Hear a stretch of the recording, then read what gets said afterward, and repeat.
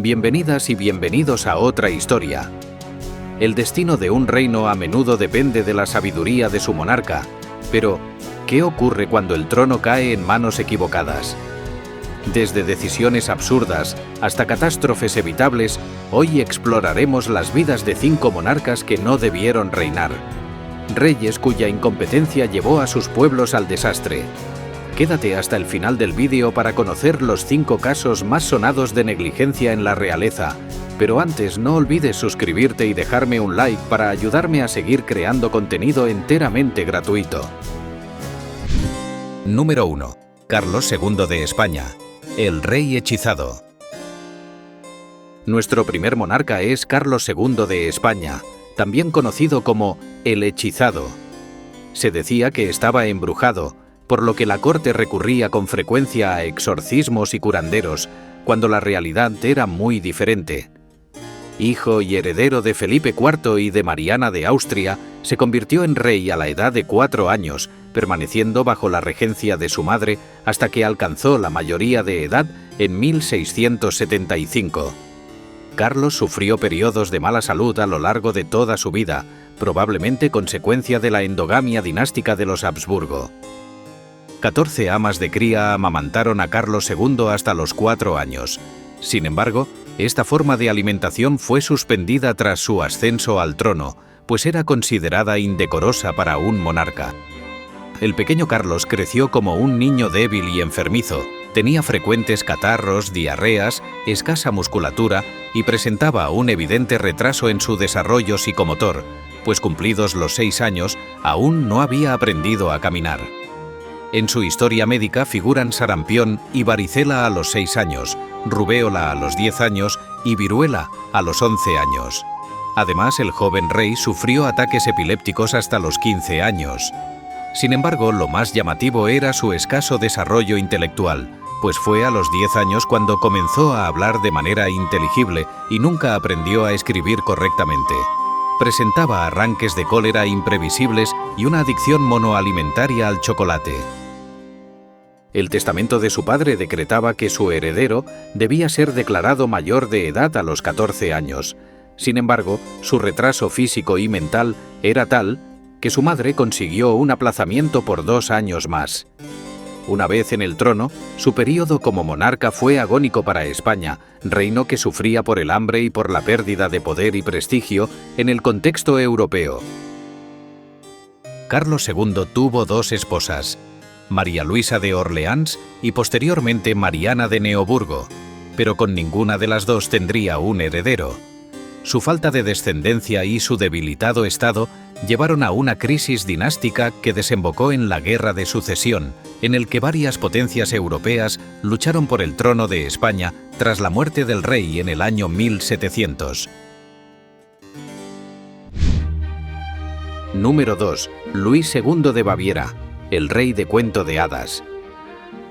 Luis II de Baviera nació en Múnich el 25 de agosto de 1845. Era el hijo mayor del, en ese entonces, príncipe heredero Maximiliano de Baviera y de la princesa María de Prusia, convertidos en reyes en 1848. Debido a su posición como heredero de la corona, fue consentido inusitadamente en algunos aspectos, pero severamente controlado por sus preceptores y sujeto a un estricto régimen de estudio y ejercicios. Luis y su hermano menor pasaron la infancia y juventud principalmente en el castillo de Hohenschwangau, cerca de sus tutores. En el castillo, Luis entró en contacto con las leyendas y cuentos de la Edad Media en una etapa temprana, que se representan allí en numerosas pinturas, murales y tapices. Según su propia madre, a Luis le gustaba disfrazarse, mostraba placer en la actuación, amaba el arte, gustaba dar a otros sus propiedades, dinero y demás cosas. También sentía una gran admiración hacia Luis XIV de Francia, el Rey Sol. Durante la adolescencia, Luis forjó una estrecha amistad con su ayuda de campo, el apuesto aristócrata Paul de Thurn y Taxis, miembro de una de las familias más ricas de Baviera. Se dice que los 2 jóvenes acabaron siendo amantes. Parece que Paul mantenía un diario que podría haber esclarecido la cuestión, pero este fue destruido por su familia. Lo que sí se conservan son numerosas cartas que demuestran un gran afecto entre los dos aristócratas. Paralelamente, el príncipe había iniciado una amistad con su prima, Isabel de Baviera, más conocida como Sisi. Ambos eran amantes de la naturaleza y la poesía. De buena apariencia, Luis II era excepcionalmente alto para la época, medía 1,93 de altura y era muy apreciado por sus súbditos debido a su generosidad en los actos públicos. Luis subió al trono en 1864, tras la muerte de su padre, con tan solo 18 años de edad. Mientras otros gobernantes se preocupaban por la política y la guerra, él soñaba con castillos de cuento de hadas, con óperas grandiosas y con un reino donde la belleza y la imaginación reinaban por encima de la realidad. Su reinado coincidió con tiempos turbulentos en Alemania, especialmente con la Guerra Austro-Prusiana de 1866, en la que Baviera se alió con Austria y sufrió la derrota ante Prusia. Como resultado, Baviera perdió parte de su independencia y quedó bajo la influencia del Imperio Alemán de Bismarck en 1871. El pueblo bávaro lo veía como un hombre distante, pero al mismo tiempo sentía por él un cariño especial. No era un rey tirano ni sediento de poder, sino un soñador que quería convertir su país en una obra de arte. Sus castillos comenzaron a levantarse en medio de los bosques y montañas, estructuras sacadas de los cuentos medievales que la gente observaba con asombro.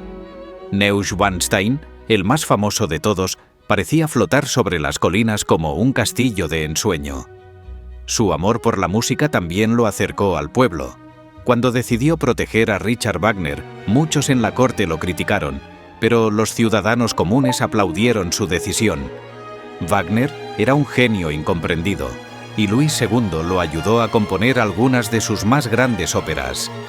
En secreto, muchos decían que su rey vivía dentro de sus propias historias, imaginándose cabalgando junto a los héroes de las sagas germánicas que Wagner traía a la vida en el teatro.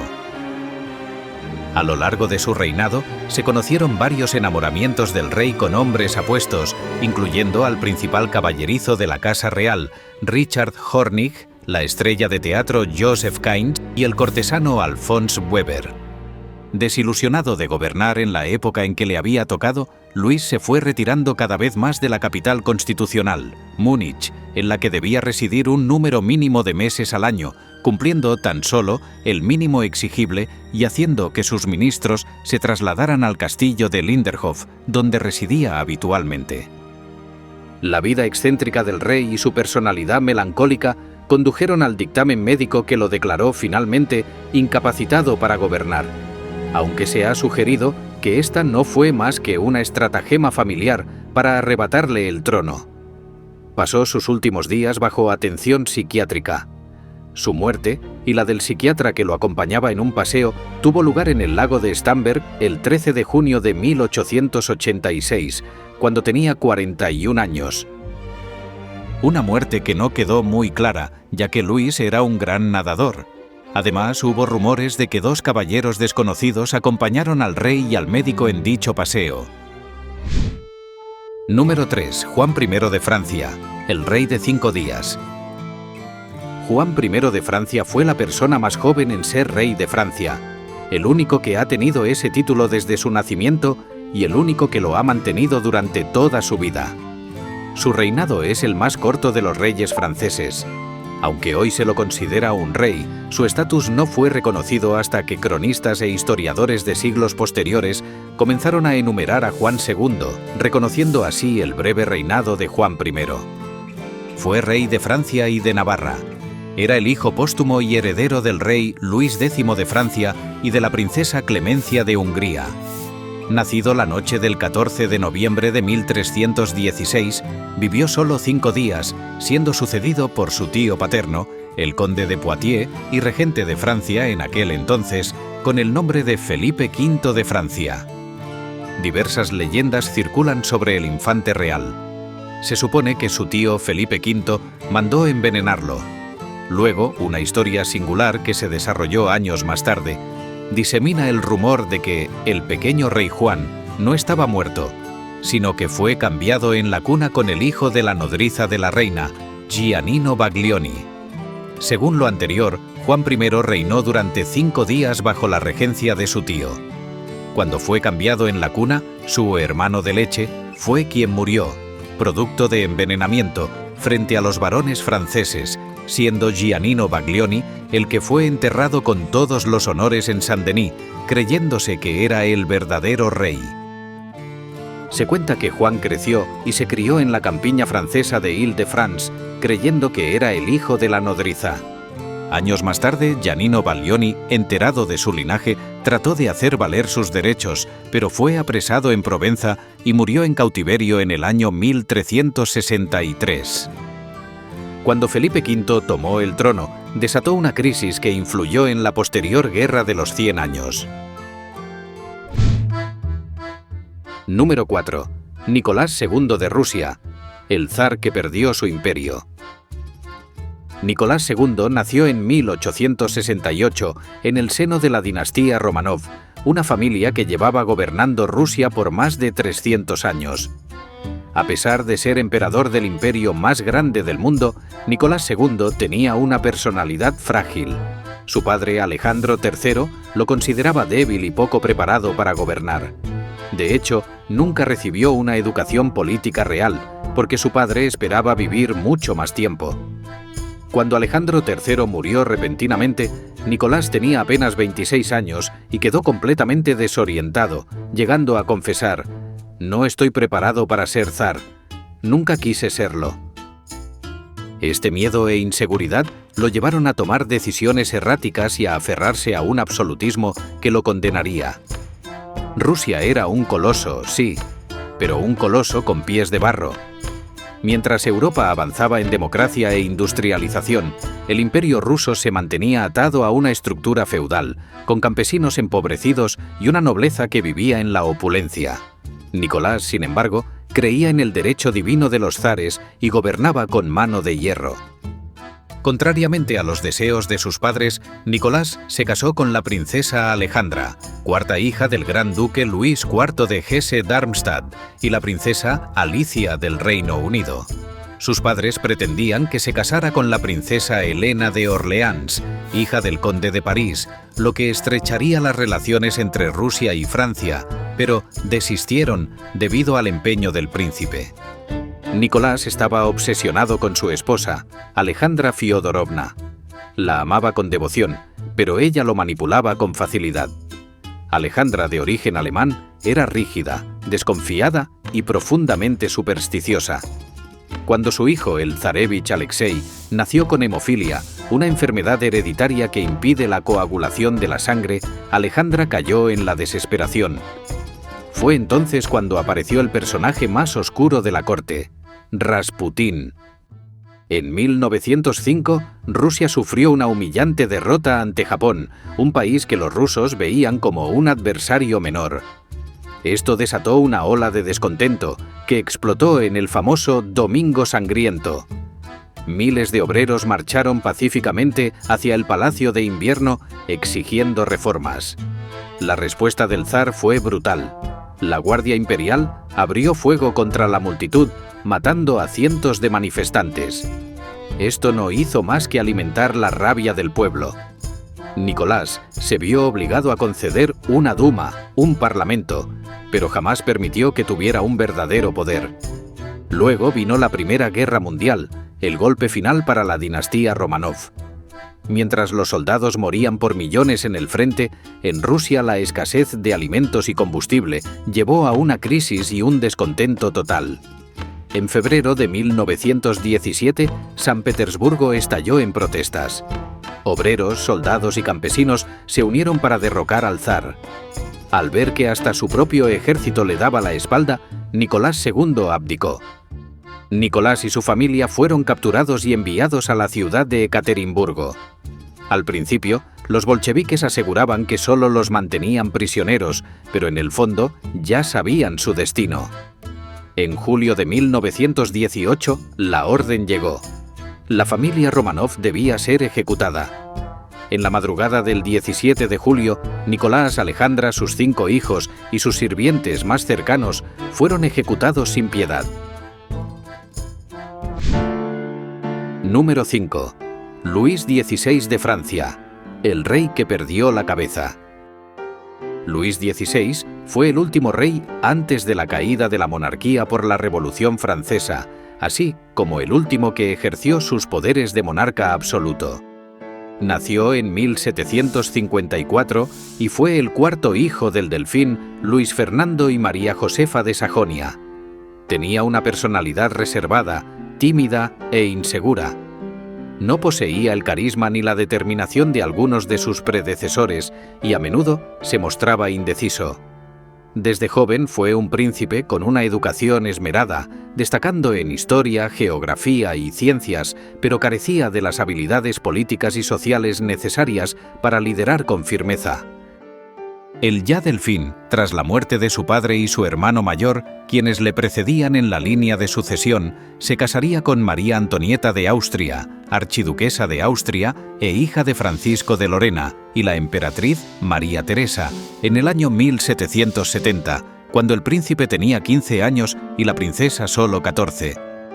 Su matrimonio con María Antonieta tampoco ayudó a mejorar su confianza. La falta de una relación conyugal cercana en los primeros años y la presión de la corte solo aumentaron su torpeza social. Muchos lo consideraban una persona bondadosa y con buenas intenciones, pero sin la astucia ni la firmeza necesarias para reinar con éxito en un momento de crisis.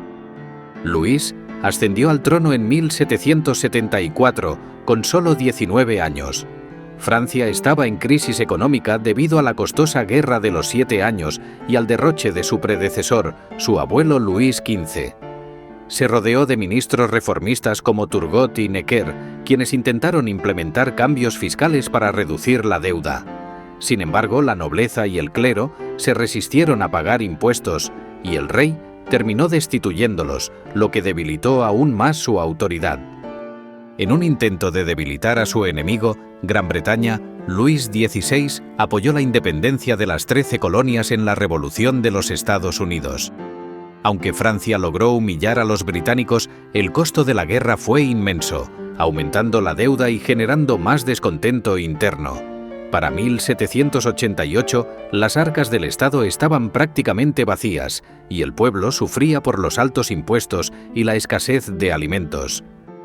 En 1789, ante la crisis, Luis XVI convocó a los Estados Generales, una asamblea con representantes del clero, la nobleza y el tercer estado, el pueblo. Sin embargo, los representantes del pueblo, cansados de ser ignorados, se declararon en Asamblea Nacional y tomaron un juramento prometiendo crear una constitución.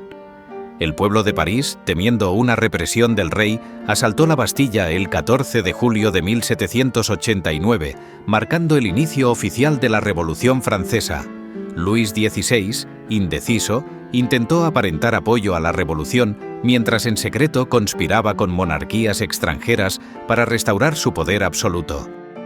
En diciembre de 1792, Luis XVI fue juzgado por traición. Aunque intentó defenderse, las pruebas en su contra eran contundentes. La Convención Nacional lo condenó a muerte y el 21 de enero de 1793 fue guillotinado en la Plaza de la Revolución en París. Su esposa, María Antonieta, corrió la misma suerte en octubre de ese mismo año. Estos 5 reyes demostraron que el poder sin la capacidad o la disposición para gobernar puede ser una condena para un pueblo, incluso para sí mismos. Si te apasiona descubrir los misterios y curiosidades de la historia, suscríbete. Así no te perderás ninguno de nuestros próximos viajes al pasado. Y si este vídeo te gustó, déjame un like y cuéntame en los comentarios qué otro tema histórico te gustaría explorar. Nos vemos en el próximo capítulo.